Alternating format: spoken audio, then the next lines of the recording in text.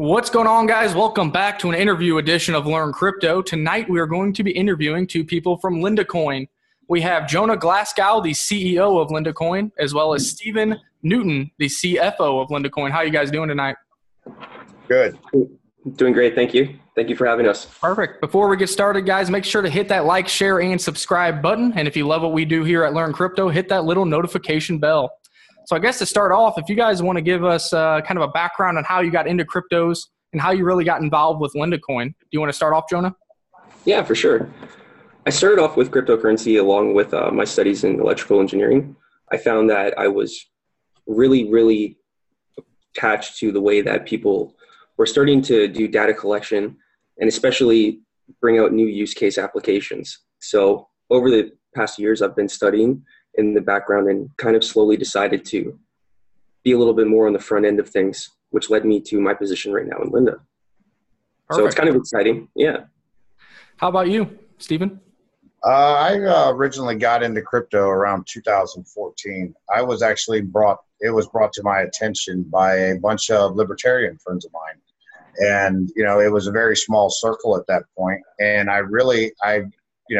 I didn't get involved with it right away. I learned about it, and I actually didn't dive into crypto until the beginning of 2016 in January. So I had a learning curve for about 2 years telling these guys that it was never going to happen, even though I thought it was the coolest thing in the world. And then I started to really see its intrinsic value and started paying attention to the charts and, realized that I was, the one sitting on the sidelines and I needed to get involved. And since then, since January of last year, both Jonah and I have been involved with LindaCoin, where, this has probably been one of the best experiences as far as crypto that I've ever had a chance to embark on. Cool. And we'll get a little more in depth, obviously, with LindaCoin. But real quick, can I ask where the name LindaCoin came from, or if there's ever a plan to change the name for any reason? We have entertained the idea of changing the name. As you guys do know, we did come onto this project a little bit in the later phases.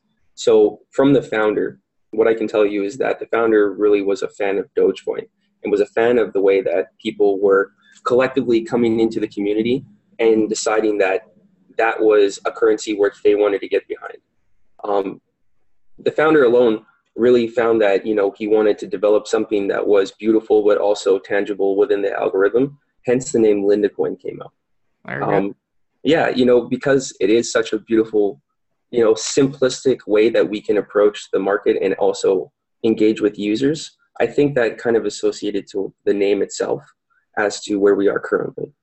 Interesting. I always kind of wonder that, and people always kind of bounce that around, like if that was an ex-wife or something, or an ex-girlfriend or whatever. Yeah, no, it's no ex-girlfriend. Honestly, it's just the simplicity, that we instill, and we think it's really cool. Sorry about that notification. But yeah, no, it's the simplicity alone that people have, with Linda that I think people really get drawn attached to. And it's simply with the name alone, when we were creating that was, it was so easy to decide, let's go with something unique and different. Cool. So a lot of people here in the community don't even have any background on LindaCoin. If you were going to give kind of a brief overview of what LindaCoin is and what its vision is, what would it be? Stephen, you can kind of do yours first, and we'll kind of see it from Jonah's perspective as well. Well, I would say that LindaCoin is a low-cap coin at the current moment, where we are a POS low-cap coin that offers staking and masternodes as far as an ROI structure for the investor, a way to basically, build your wealth by staking your coins, or either, purchasing enough coins to where you can acquire a masternode. And by acquiring a masternode, what you do is actually build strength and strengthen our blockchain and our community by, having all these masternodes running at the same time is the one reason we can ensure fast transactions and low fees. So, that's really the backbone of being a POS coin, is being able to have a large network to where you're offering, lightning fast transactions and very small fees. Yeah. So from my understanding, you guys are a peer-to-peer currency. You do have some privacy features on there as well, which we'll get more in depth with. But I know you guys did also just announce a new project called LindaX. So we'll talk about that as well. But without going into too much detail on that, Jonah, is there anything he kind of missed on the overview of what LindaCoin is as a project? No, I think, Stephen hit on all the main points. One of the things that, we instilled is that we have an SHA 256 encryption that allows us to be able to do really stealth transactions. It is mixed into current addresses and within the block explorer that you do see. So it's very hard to actually determine what those type of transactions would be when they wanted to be looked at. It gives us a really good 128-bit encryption or protection potentially on those type of instances. What we want to do is provide the option if people want to be able to have anonymity that they can have it. Not that we're going to be, let's say, shortlisted or pigeonholed to potentially being just a privacy coin or just this coin. Hence, kind of why we brought out the LindaX network, to be able to really facilitate all the use case applications that is brought in with blockchain. We find that, without you saying names, we find that a lot of coins potentially try and attach to a use case, which is very important to have and facilitate those things within the blockchain development. But limiting yourself to one specific application when there's so many advantages to blockchain itself was something that I personally didn't want to do. And a way for us to remove, that kind of instance of potentially one specific market or something like that, we really moved into a network that was huge to be able to provide a really, really big use case for multiple instances for where example, Linda specifically might be listed for only one example. So this gives us a variety, and it also gives us a really, really big, use case moving forward in the direction of specific applications that we want to produce. So, every coin. Sorry, go ahead. My next question was really going to be what the privacy features are, which you kind of just described. Is the privacy mandatory with your transactions, or is there an on-off switch kind of like Dash has? It's an on-off switch, very simple. When you do enter the encryption feature, you aren't able to actually stake. So a lot of people currently support the network by taking that encryption off and allowing the staking to build, active connections, mature, and then earn the coin generation algorithm that we actually have instilled.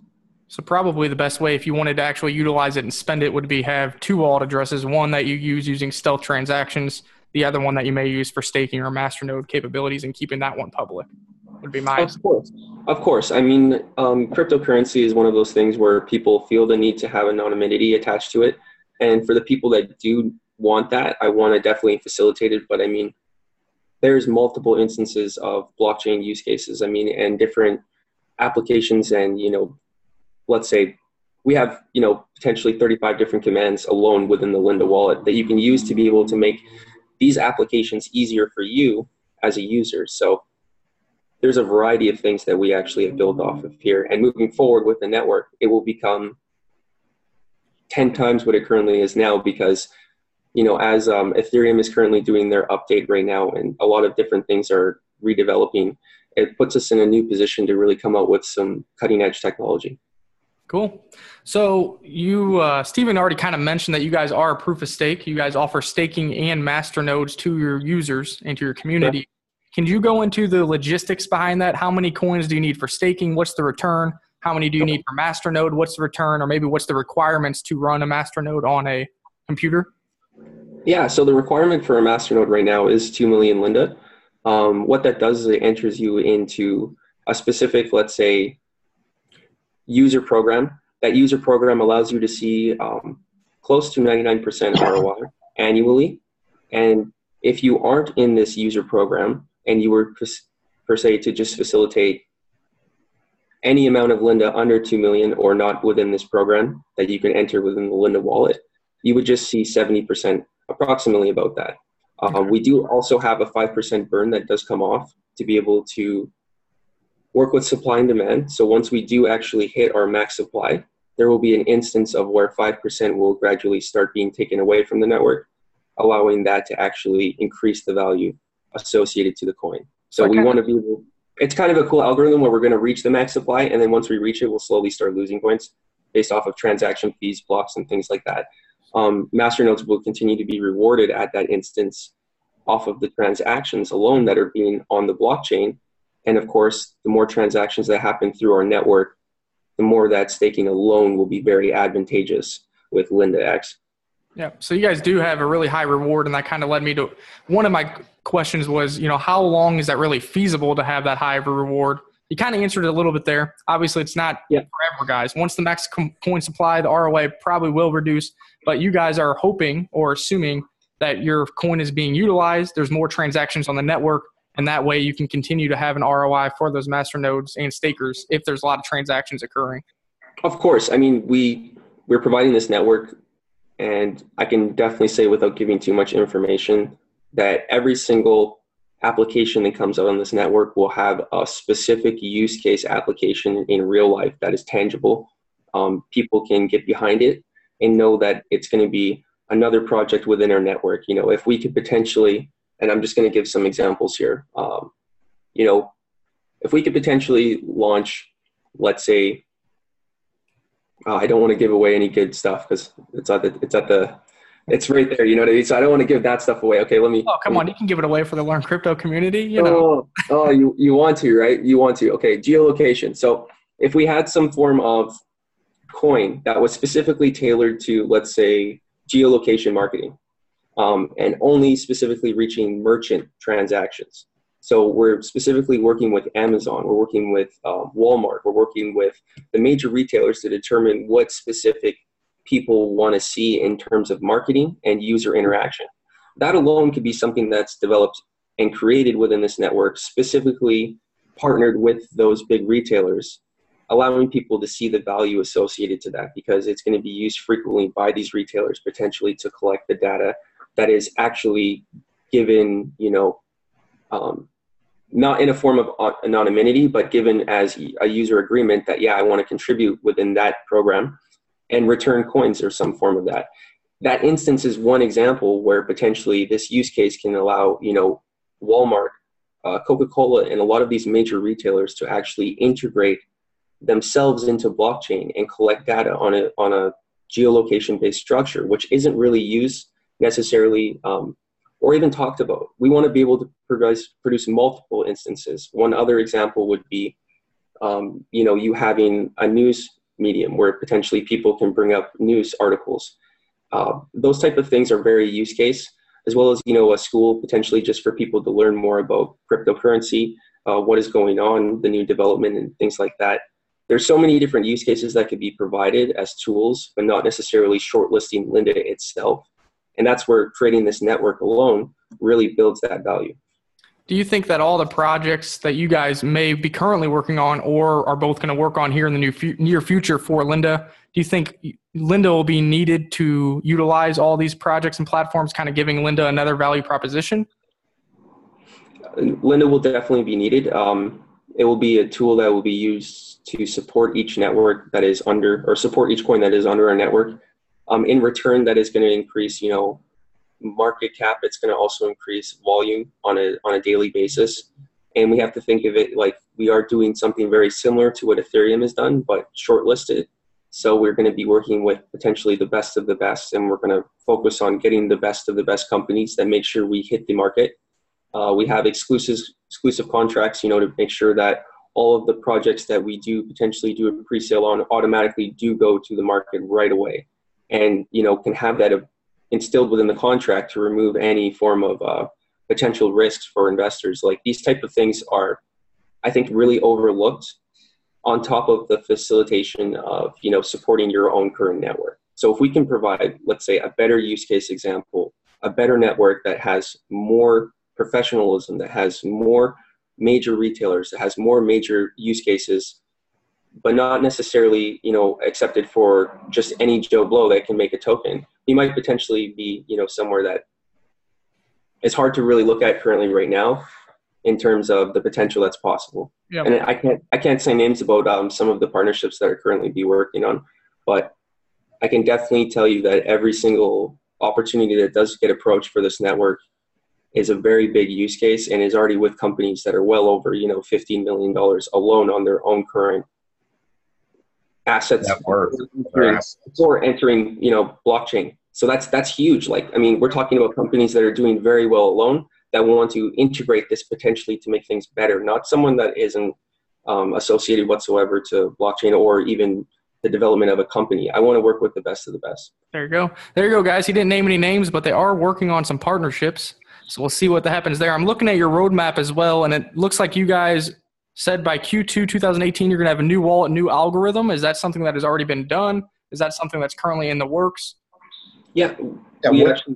Sorry, go ahead. Okay. Yeah, I mean, with the roadmap, we actually come out with the roadmap in January. And the way we set it out, you know, we put a lot of things, Q1, Q2, Q3, so on and so forth. And, you know, a lot of the things on the roadmap we have already achieved. And we kind of just took them as, you know, we just started knocking them down as far as a punch list. I mean, we really didn't stick to the roadmap as far as we said we weren't going to do this until Q4 or whatever else, you know. So that's why with the LindaX platform that's coming out, we're also going to be releasing a new white paper along with a new, more aggressive roadmap that sets out the next year, because we really were kind of conservative with the first one, with a lot of the expectations that we had put on there.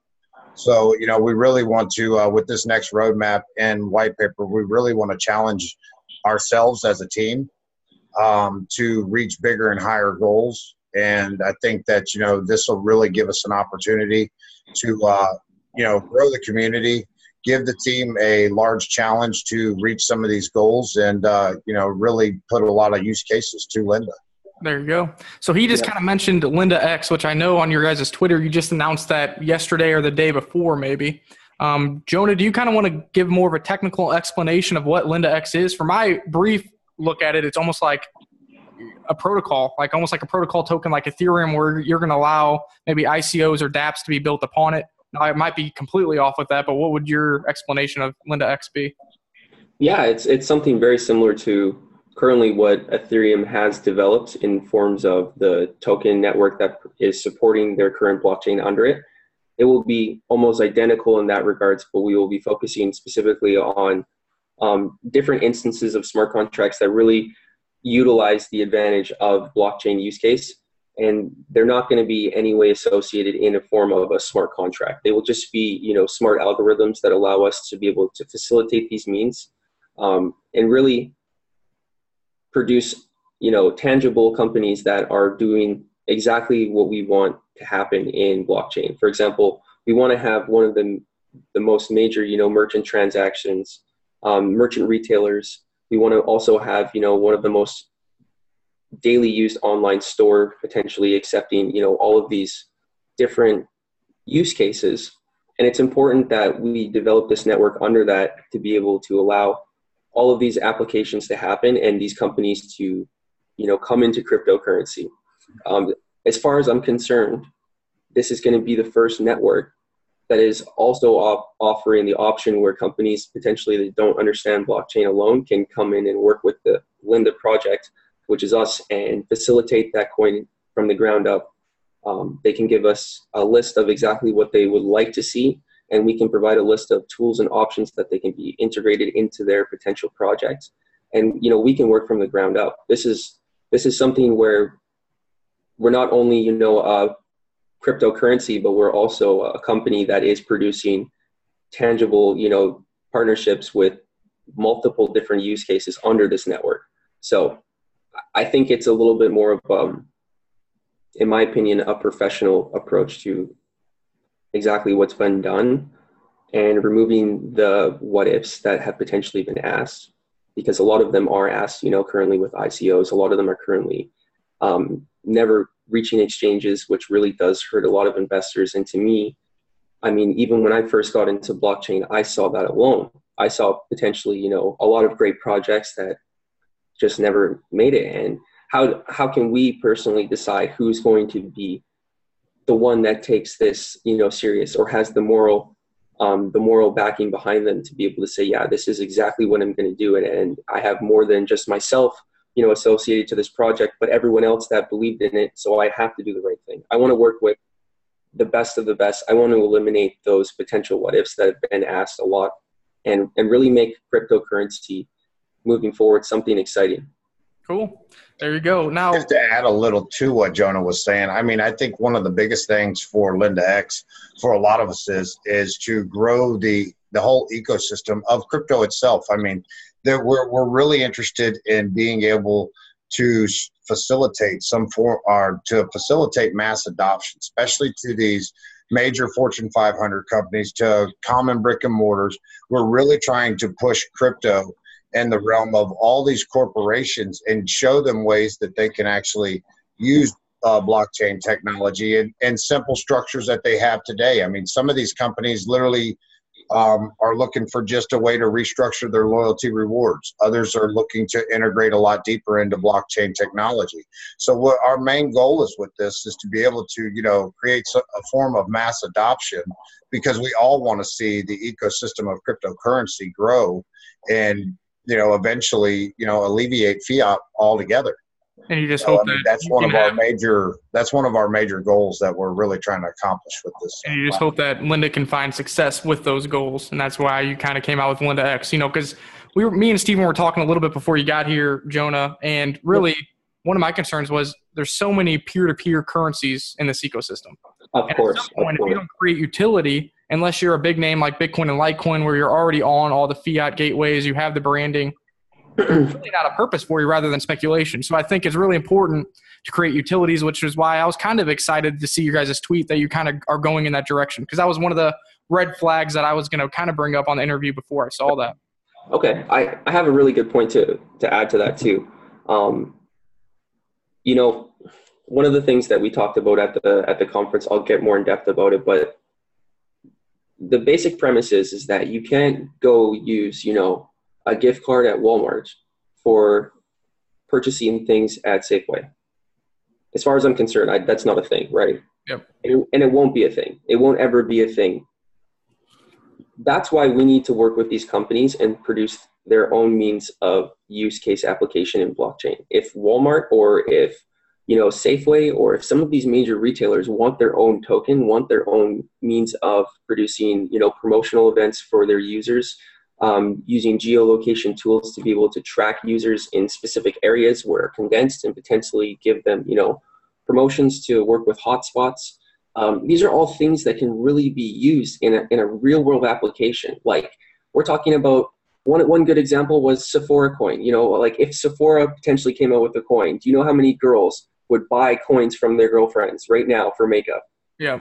Yeah. Like without a question. So like the real world application behind these things is real. It's not about facilitating, personally, it's not about me facilitating, the token that's going to allow girls to go buy makeup. It's me working with the company that already is the biggest makeup retailer and getting them to potentially produce, a rewards program that is integrated with LindaX. That's what we got to do. If it has LindaX integration, would you need Linda to utilize the blockchain or the platform? Like, how does Linda generate a value proposition from LindaX? Do you need like gas, kind of like Ethereum needs ETH, yes. Neo needs gas? Yeah, so it'll be LindaX will be gas to these blockchains essentially. And what you're going to see is the need to potentially, fill up LindaX X amount of times per blocks to be able to, keep your network strengthened and to keep the gas, fully full and just transactions going on. So in that case, we're facilitating, real use case applications, but we're also facilitating the use case of Linda constantly.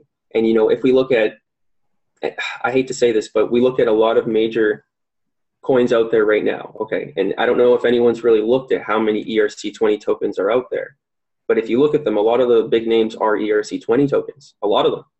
Yep. How can an ERC20 token potentially go bigger than the platform it's created on? Theoretically, it can't. And that's hence why probably the Ethereum price is so high, because first of all, you need it for gas. And then second of all, you really can't have your predecessor up like you're saying. Also, a lot of those are in speculation phase, or they're, having use cases like 0x, and maybe that could integrate with Coinbase to be used as a DEX, etc. That's another conversation. Mm-hmm. But I see what you're saying with a lot of them really have no utility or just complete speculation. Some are working towards a goal, but like you said, it's still relying on the scalability of Ethereum, which they're trying to figure out right now. Well, and not even to say that Ethereum isn't successful or that there isn't multiple use cases under Ethereum blockchain. I'm not trying to, have that argument, because essentially we're going to be, building off of that. What we're talking about is the fact that, some of these major coins, without saying names, because I'm not going to do it, that are ERC20 tokens, they will never hit $900. It's impossible, based off of the algorithm that's been set up to be able to support the Ethereum network. So I have to give them, really great. I have to give them, the props where it's due, especially for creating such a use case network. But we're building off of that. We're going to really shortlist the people that we're going to be doing that with to make sure that, LindaX is up there. I'm not going to be associating their prices to LindaX, but LindaX is up there, and is exactly built off of what is currently working and made better. Awesome. So my question would be, you already kind of went over, I was going to ask, how are you going to try to grab more market share for LindaCoin, being a peer-to-peer transactional network, which we kind of talked about. You're doing the LindaX. Do you guys have any, you said you're working on partnerships. I guess there's nothing you really want to announce here. Are you guys working also to get listed to more exchanges as well? Yeah. Actually, it's really cool that you mentioned that, because a lot of people, when we first came on, were talking about the biggest exchanges, in the market.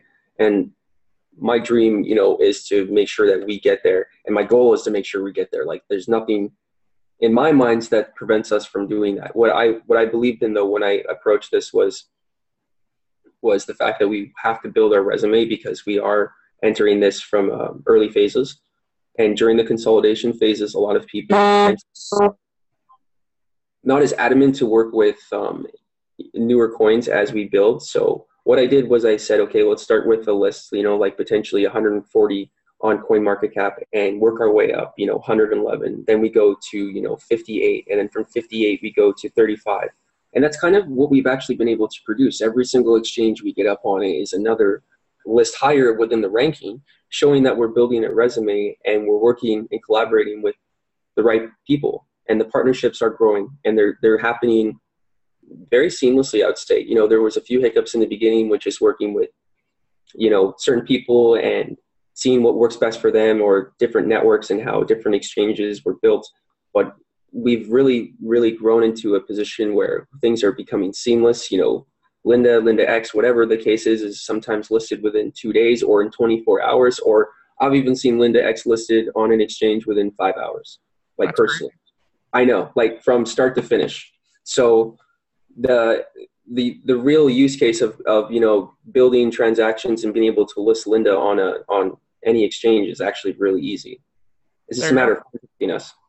Yep, because really, price, which a lot of people don't like to talk about price, but price is decided by how much network utilization you have, being on the exchanges and the marketing. Obviously, for longevity, you have to have a use case, you have to have a good working blockchain, and have utility with your token. So it sounds like you guys are working on both of those fronts. Right. So, Stephen, for you, what excites you for the rest of this year? Like, what would be a success for LindaCoin at the end of 2018? Is there a project you're really excited for? Exchange, something that gets you going every day? That's kind of hard to. That's gonna have to keep a clamp on that. What excites me? To be able to really get this LindaX up and running. With all the things we have planned and already in process of working on. Really, we're turning Linda into the petrodollar, just like gas as far as a traditional market. I mean, we're really going to add liquidity to the coin and be able to add transactions, which is going to be a massive move for Linda itself. I think by the end of the year, I would really, I'm not going to put any speculation on price. I don't even fathom those ideas, but I would really like to see us up around in the top 10 on the top 10 exchanges, at least listed on a few of them, if not one, of the top 5. I mean, that's what one of our big goals is, to have us up there where we want to be. And basically it's been a building process, and we can't go, we got to crawl before we can walk, and we got to walk before we can run.